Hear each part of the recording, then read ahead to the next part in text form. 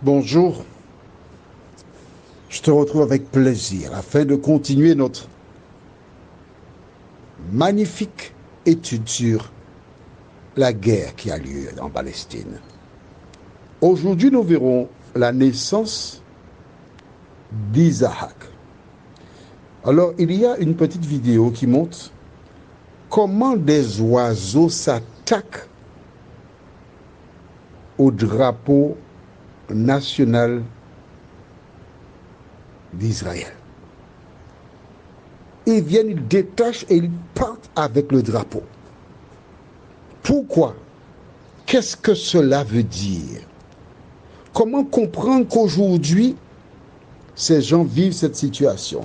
C'est ce que nous découvrirons au fil des jours qui nous restent, probablement à vivre sur cette terre. Naissance d'Isaac. Juste avant, prions. Notre Seigneur et notre Dieu, nous commençons à toucher du doigt des éléments qui nous permettent de comprendre pourquoi il y a cette guerre au Moyen-Orient. Que le Saint-Esprit continue de nous éclairer et que nous puissions jour après jour porter attention à ta parole, nous t'en prions.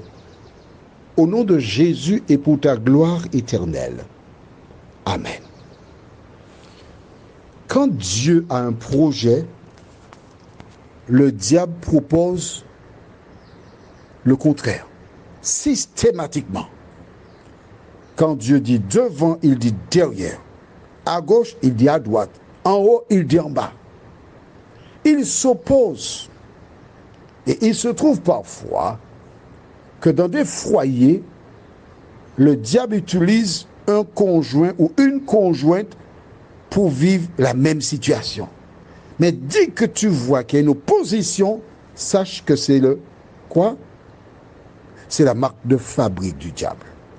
Quel était le plan de Dieu à l'origine? Allons dans Genèse 12, versets 1 et 2. L'Éternel dit à Abraham, va-t'en de ton pays, de ta patrie et de la maison de ton père dans le pays que je te montrerai. Écoute la suite. J'espère que tu as ta Bible, parce que sinon tu auras un problème. Je ferai de toi quoi? D'accord, je le dis, c'est exceptionnel, parce que c'est très important. Je ferai de toi une grande nation, et je te bénirai. Je rendrai ton nom grand, et tu seras une source de bénédiction. On est d'accord?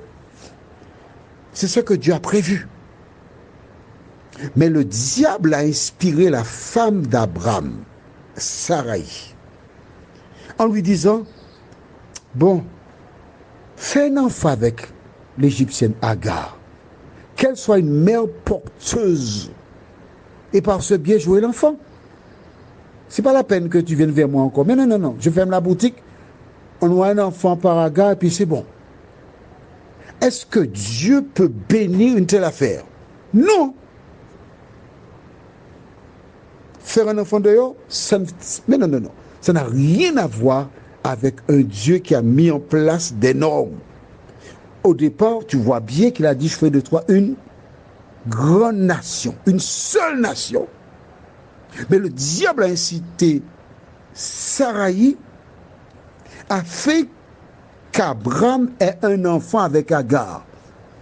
Tu ne vas pas demander à Dieu chaque fois que tu fais une bêtise d'aller, on va tuer cet enfant-là. Chaque fois, je vais faire ça. Non, c'est pas cela. Quand tu poses des actions, tu supportes les conséquences. Donc tu as déjà compris que la présence d'Ismaël est un piège du diable qui a utilisé Sarai pour réaliser ce projet-là. Est-ce que tu as compris ça déjà? Parce que Dieu avait prévu une seule grande nation. Alors, aujourd'hui, naissance d'Isaac. Lisons dans Genèse, chapitre 21, versets 1 à 10. L'Éternel, dit le texte, se souvint. Non, Dieu n'a pas oublié. Parce que Dieu fait toutes choses de manière précise. Il est organisé. Tu n'as qu'à lire Genèse 1, tu verras que Dieu est organisé. Nous lisons. L'Éternel se souvint de ce qu'il avait dit à Sarah. Et l'Éternel accomplit pour Sarah ce qu'il avait promis. Sarah devint enceinte et elle enfanta un fils à Abraham. Il est passé maintenant à Abraham. Dans sa vieillesse, au temps fixé dont Dieu lui avait parlé, Abraham donna le nom d'Isaac au fils qui lui était né, que Sarah lui avait enfanté. Abraham circoncit son fils Isaac, âgé de 8 jours, comme Dieu le lui avait ordonné. Abraham était âgé de 100 ans à la naissance d'Isaac, son fils. Et Sarah dit, Dieu m'a fait un sujet de rire, quiconque l'apprendra rira de moi. Elle ajouta, qui aurait dit à Abraham, Sarah allaitera des enfants. Cependant, je lui ai enfanté un fils dans sa vieillesse. On s'arrête ici, juste un petit moment. Qui aurait dit? Mais Dieu l'avait déjà dit. Dieu l'avait dit, mais elle n'a pas cru. Elle a douté. Et c'est parce qu'elle a douté qu'elle a mis en place ce stratagème pour qu'il aille vers Agar. Et nous verrons progressivement les conséquences, d'accord? Bien. Je lui ai enfanté. Tu vois? Elle n'a pas dit, l'Éternel m'a donné un enfant. C'est moi. Moi, Sarai, devenue Sarah, qui ai enfanté un enfant. Verset 8. L'enfant grandit et fut sevré. Et Abraham lui fit un grand festin le jour où Isaac fut sevré. Sarah vit rire le fils qu'Agar, l'Égyptienne, avait enfanté à Abraham.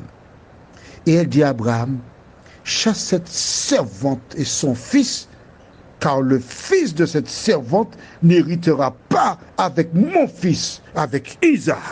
Maman, tu vois ça? La même dame qui a appelé Agar dit, moi écoute, tu sais, je suis âgée, j'ai plus de désir, ça ne m'intéresse plus, j'ai pris ma retraite, alors je te place dans le sein d'Abraham, tu vas faire un enfant pour moi. Cette même femme, lorsqu'elle réalise qu'elle a mis au monde un enfant, et qu'il faudra partager l'héritage avec le fils d'Agar, chasse cette... Maintenant c'est une servante, hein, et son fils. Elle oublie que Ismaël est aussi le fils d'Abraham. Chasse ces personnes-là. Trop tard.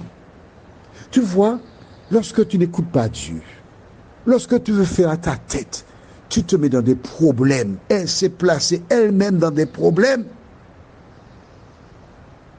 Qu'est-ce qu'il doit faire? Que fera Abraham? Lisons au même chapitre, versets 11 et 12.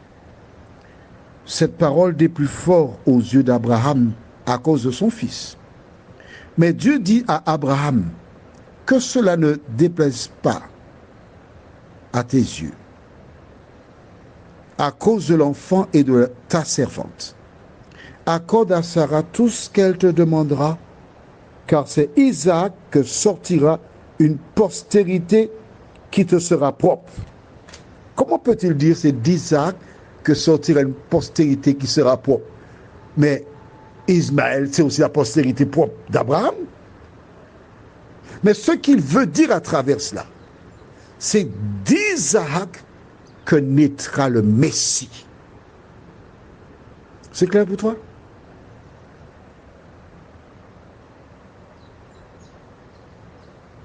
Maintenant, lis le verset 13. Je ferai aussi une nation du fils de ta servante, car il est ta postérité. Et voilà. Alors qu'on va avoir une seule personne, Isaac, sur tout le territoire, voici un deuxième, Ismaël, fils d'Abraham, qui est héritier.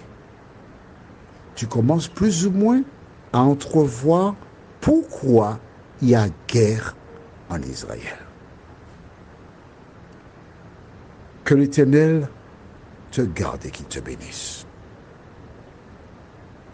Que l'Éternel ouvre les yeux des hommes pour qu'ils n'aient pas à faire des enfants avec d'autres femmes à l'extérieur, source de conflit.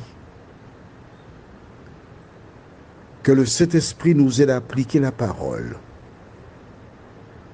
car ce n'est qu'ainsi que nous pouvons connaître le bonheur. Amen.